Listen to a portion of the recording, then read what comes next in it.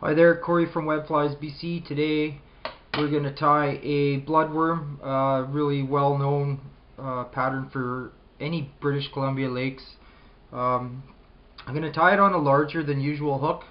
Hopefully you can see it. I'll do my best to show it to you guys.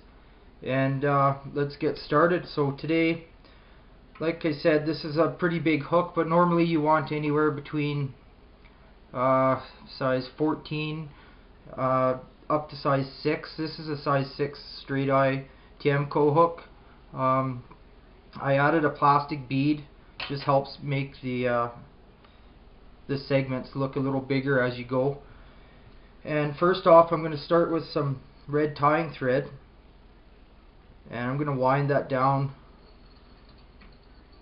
a little ways past where you normally would, to about there. And I'm going to use some Swiss straw. This is how it looks in the package. I trimmed it already, kind of tapered the ends a little bit, and I'll show you why later. You can segment this with fishing, like 2-pound fishing line, make the segments, but I don't see it. To me, it's just taking more time than what it's worth, and I'll show you what I do instead of making body segments. So first of all, I tie it in as pretty much just like a tail, and what I will do is go ahead and leave a tag here, or a piece of the thread for ribbing. So, and I got it doubled here. I'm just going to leave it off to the side, and this fly is super simple. I'm going to take my Swiss straw and just roll it towards the bead and try to make it so it's thicker as you go, and this looks really pretty close, pretty good, and tie that off. The ribbing, to be honest, I don't even think is actually necessary, but we'll put it in anyway. Here's my red thread doubled, and I'm going to wrap it the opposite way.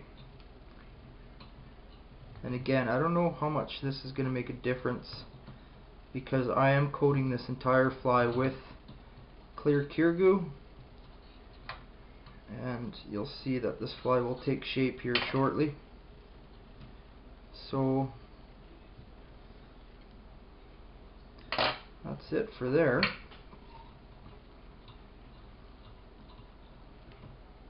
Tie that off, and what I'm going to do is restart the thread ahead of the bead, so it kind of sits a little bit further back than right up against the eye.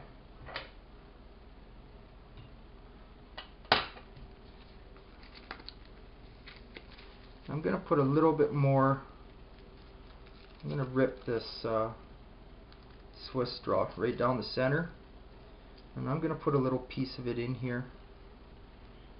And when you look at these bloodworms up close, they have a little piece sticking out. Sometimes it's actually black, so what I'll do is color the very top of the bead and this front piece with a black felt, but it's not necessary.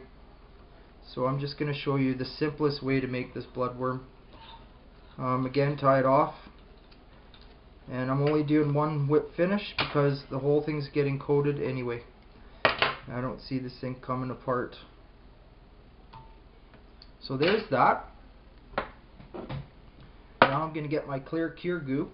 I'm using thick. It should actually be thin, but it doesn't much matter, I don't think. And I'm going to do the tail first. Whoa. Put a little bit too much there. So it's probably enough for the whole fly right there. I'm going to coat this right throughout the whole body and tail, and you can see I've twisted the tail. There we go.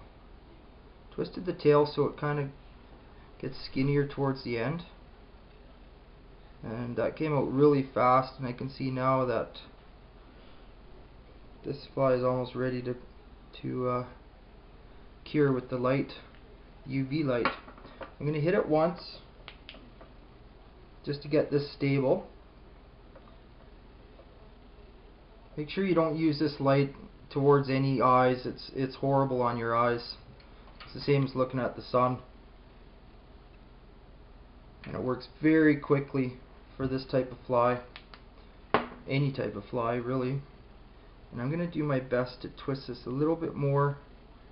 Just add a tiny bit more to the tip here. There we go. So it will look a little wormy and tapered. You do want the back part here pretty stable, because it will get chewed on by trout. Trout are pretty nasty with their teeth sometimes. And again, I'm going to hit it with the light, and that's it. That's as simple as a fly tying fly can get.